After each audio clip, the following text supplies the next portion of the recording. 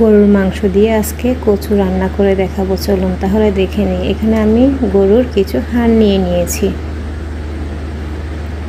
এর মধ্যে পেঁয়াজ কুচি দিয়ে দিব,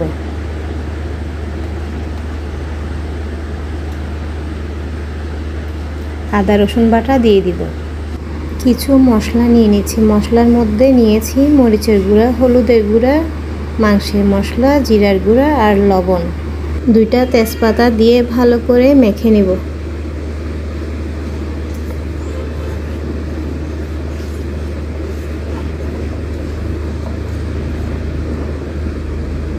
মাখা হয়ে গিয়েছে, এখন এর মধ্যে তেল দিয়ে দিব। এবার ঢেকে রান্না করে নেব।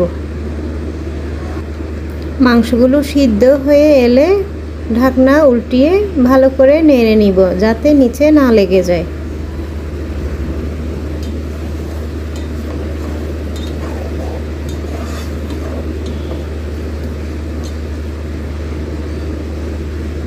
আবার ঢেকে রান্না করে নেব।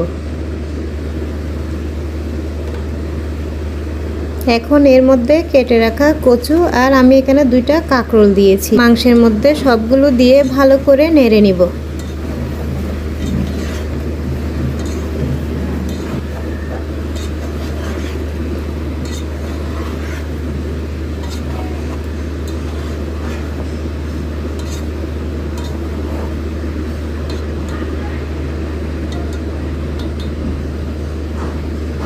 নাড়া হয়ে গিয়েছে, এবার ঢেকে রান্না করে নেব।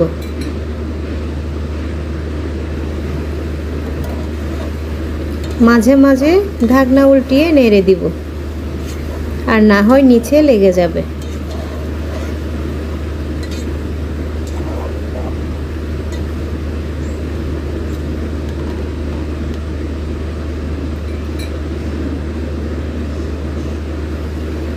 এখন এর মধ্যে ঝোলের পানি দিয়ে দিব।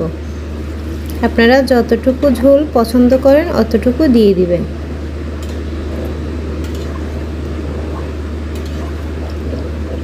দিয়ে আবার ভালো করে নেড়ে রান্না করে নিব। আমার রান্নাটা প্রায় হয়ে গিয়েছে। এখন এর মধ্যে কেটে রাখা ধনেপাতা কুচিগুলো দিয়ে দিব। দিয়ে ঢেকে 5 মিনিটের মতো রান্না করে নিব। 5 মিনিট পর আমার রান্নাটা হয়ে গিয়েছে। মাশাআল্লাহ, দেখুন আমার রান্নাটা কেমন হয়েছে জানাবেন। ওকে ফ্রেন্ডস, আল্লাহ হাফেজ, আসসালামু আলাইকুম।